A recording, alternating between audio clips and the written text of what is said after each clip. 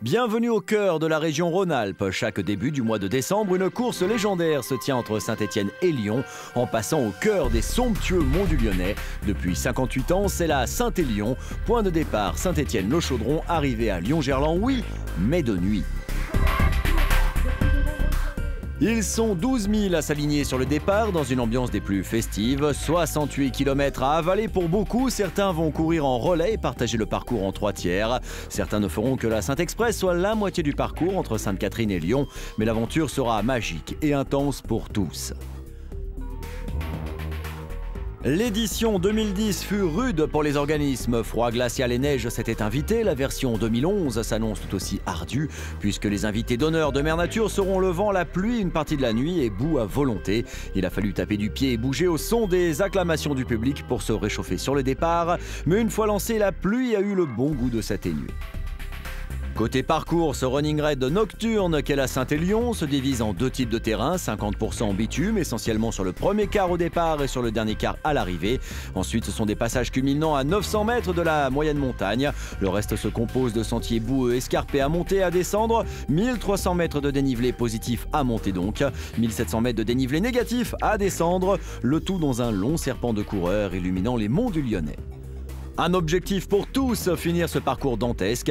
Les meilleurs ne mettront que 5 petites heures, la majorité entre 8 et 11 heures. Il faut avoir osé affronter l'épreuve une fois dans sa vie si l'on aime le trail et affilié pour pouvoir avoir la classe de dire « j'y étais ». Bien sûr, tous rêvent de ce moment libérateur où l'on franchit l'arche d'arrivée à Lyon pour pouvoir ressentir cette délivrance et cette fierté interne de se dire « je l'ai fait ». Mais avant de goûter à la joie de finir la mythique Saint-Élion, prenons les choses par le départ. Rendez-vous à Saint-Étienne. C'est branle-bas de combat au parc des expositions, à 2 pas de la ligne de départ. On se prépare, on se repose, on mange, on s'habille. C'est la dernière montée de pression, mais au fait, comment on prend l'idée de s'inscrire à une telle épreuve ? Comment on s'inscrit à la Saint-Élion? Tout simplement parce qu'on commence par un 10 km, un 20 km, qu'on finit par ça parce qu'on est lyonnais et je pense que tout Lyonnais doit se faire un jour à la Saint-Élion s'il aime la course à pied. Ouais. Et les Stéphanois dans tout ça. Et les Stéphanois aussi, oui, c'est vrai. Un peu de rivalité. Effectivement, il y a une rivalité historique entre les deux villes. Le foot, la culture, Saint-Étienne culture ouvrière, Lyon plutôt culture bourgeoise. Et le fait de les relier, c'est sympa. Je trouvais assez sympa quand j'étais gamin, les anciens, ils faisaient une année Lyon-Saint-Étienne, l'autre année Saint-Étienne-Lyon. Ça, c'était vachement sympa, ça. Ça serait bien de leur refaire un coup. Arriver à Geoffroy-Guichard dans Chaudron, ça serait cool aussi. La recette, elle est vieille de 58 ans, donc c'est le premier week-end de décembre. C'est les monts du Lyonnais, c'est une température différente d'une année sur l'autre, donc toujours une aventure. Rien n'est gagné à la Saint-Élion, il y a 68 km à faire. Il faut parcourir une moyenne montagne, les chemins, du bitume, un grand mélange. On voit aussi bien des coureurs sur route que des trailers. Et voilà, la nuit de la Saint-Élion, c'est magique parce que c'est nulle part ailleurs.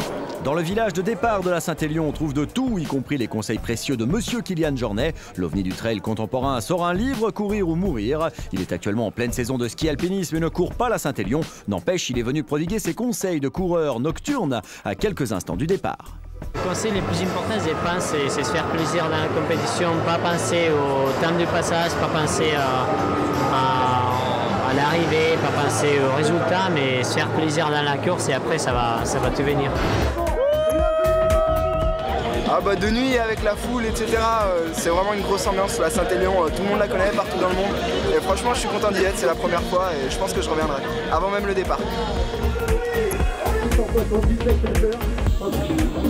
Tout le monde va partir très vite parce que c'est vraiment... c'est un peu une course sur route au départ. Donc il va falloir faire sa place. Le peloton va s'étendre. Les premiers vont courir très vite. Les derniers vont attendre pour passer la ligne. Et après, la route est longue. 68 km jusqu'à Lyon. Simplement. Je leur souhaite un gros merde et une bonne course. Minuit pile, l'heure du crime comme qui dirait. Le coup d'envoi de la Saint-Élion dans sa version 2011 est donné. Évidemment, plus de 10 000 personnes sur le départ, ça fait son petit effet. C'est parti pour un premier quart de tracé goudronné en zone urbaine, jusqu'aux premiers chemins humides à souhait de Sorbier dans les hauteurs de Saint-Étienne.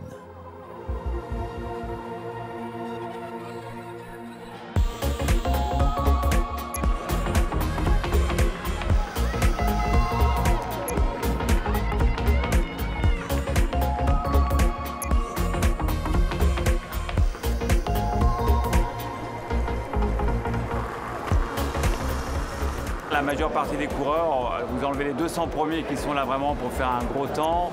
La majeure partie des coureurs sont là pour vivre une aventure de masse, où la solidarité joue quand même un grand rôle. On se suit, on s'entraide, on passe parfois plusieurs heures à côté d'un coureur dont on ignore le nom. On finit ensemble, on se serre la main. Bon voilà, c'est la Saint-Élion. 8 heures de course, j'espère faire entre 8-9 heures. C'est long quoi. J'ai jamais fait ça encore, donc on va bien voir. C'est une des filles en fait qui m'a lancé mon mari. C'est pour ça que je fais ça. On va faire ensemble. Bonne élève. Très assidue, elle est très bien. On la garde, on la garde.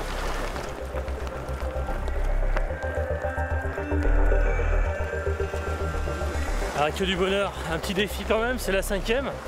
Et puis regardez cette chaleur humaine. Allez, on est bien là, avec des copains. Et puis c'est une super course parce que c'est un lien très fort entre deux villes que j'adore. Saint-Étienne et Lyon. Allez les Verts, allez l'OL. Pas de rivalité, c'est la même région. La région Rhône-Alpes, on en est fiers. On arrive à Sorbier, la frontière entre ombre et lumière. Les chemins forestiers s'annoncent, les frontales s'allument. Le ballet merveilleux des Lucioles de décembre peut commencer à travers les monts du Lyonnais. Frontière naturelle entre Stéphanois et Lyonnais, c'est aussi là qu'on commence à se faire mal. Alors, est-ce qu'on aime se faire mal? Il y a des moments où on souffre un peu, ça je ne veux pas dire le contraire. Par contre, quand on a couru une fois là-haut sur Sainte-Catherine ou sur Soucieux, et quand on a vu une farandole de lumière de plusieurs kilomètres, on n'oublie pas. Et on a envie de revenir quoi.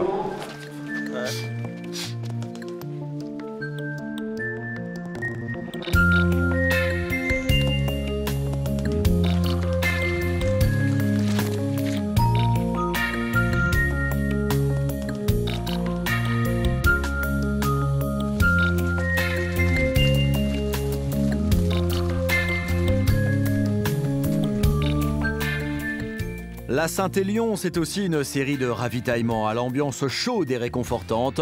Premiers efforts, premiers arrêts, ambiance.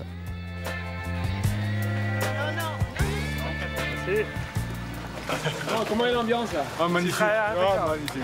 Formidable, on n'a jamais été aussi bien. Ah ouais. Température idéale, Bon temps. la gâteau juste comme il faut. On se réserve nous pour la fin. Vous allez nous voir à la fin. On aime bien la boule. Ouais. La boule, la pluie, on adore. Le Moreau, à 7 km vous avez Sainte-Catherine. Sainte-Catherine, c'est la moitié du parcours, la moitié de l'effort aussi. Certains passent cette arche pour passer la main à leur relais. Certains participants font le choix de la Saint-Express, soit un départ à 40 km de Lyon, ici à Sainte-Catherine. Mais tous goûtent à la folle ambiance du lieu, ultime point de réconfort avant la descente sur le Lyonnais.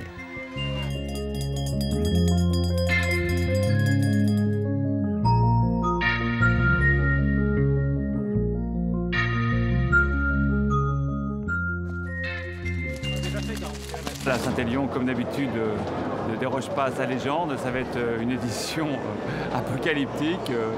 Après la neige, la pluie.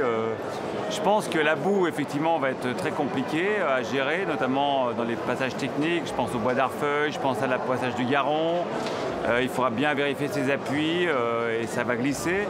Mais bon, relativisons beaucoup moins qu'en 2010 parce que c'est quand même beaucoup plus facile de gérer la boue que la glace.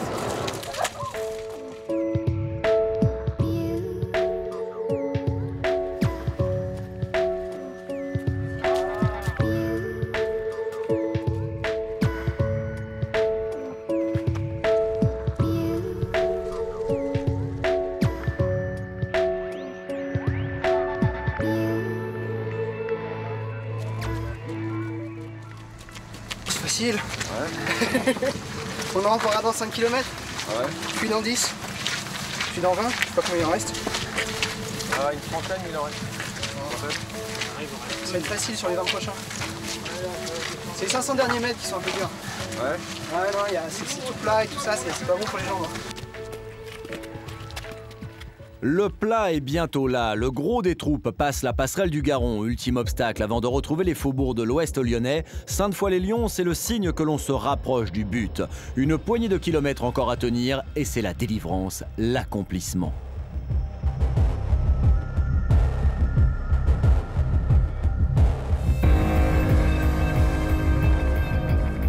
Devant, un homme a fait la différence. Éric Claverie, champion du monde de trail 2011, joue la gagne. Mieux, il joue le record de la Saint-Élion.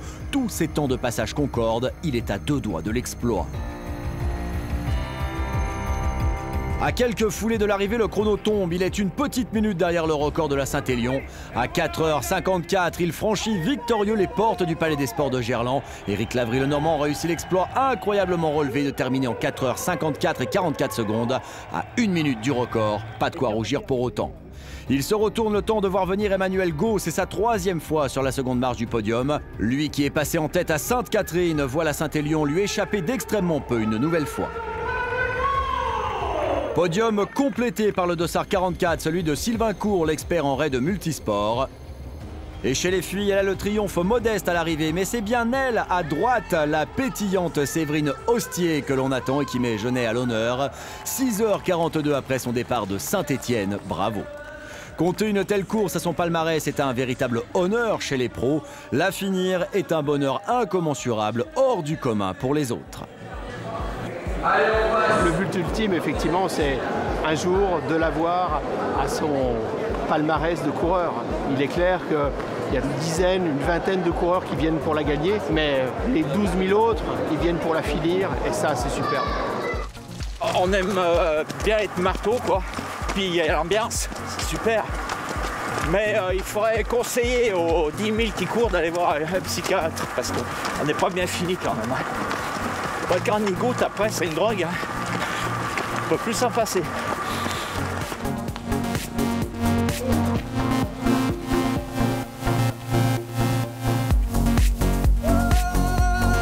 Les plus valeureux seront arrivés de nuit, mais c'est de jour et exténués que vont arriver le gros des participants. La figure tirée, le corps fatigué, mais la fierté affichée sur les visages d'avoir réussi à boucler l'enfer nocturne de la Saint-Élion. Que ce soit par défi, par folie, par inconscience ou en toute connaissance de cause, tous auront longuement hésité avant d'aller au bout d'eux-mêmes.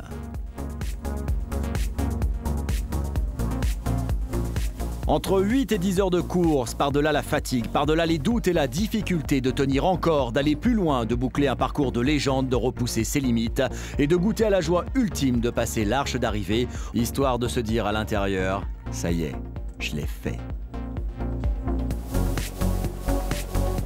Vous aussi, rejoignez l'aventure Saint-Élion. Vous aussi, repoussez vos limites. Venez accomplir vos rêves extrêmes de trail et de course à pied. Venez dire « j'y étais ». Rendez-vous en décembre 2012 en Rhône-Alpes pour une édition de la Saint-Élion encore plus folle.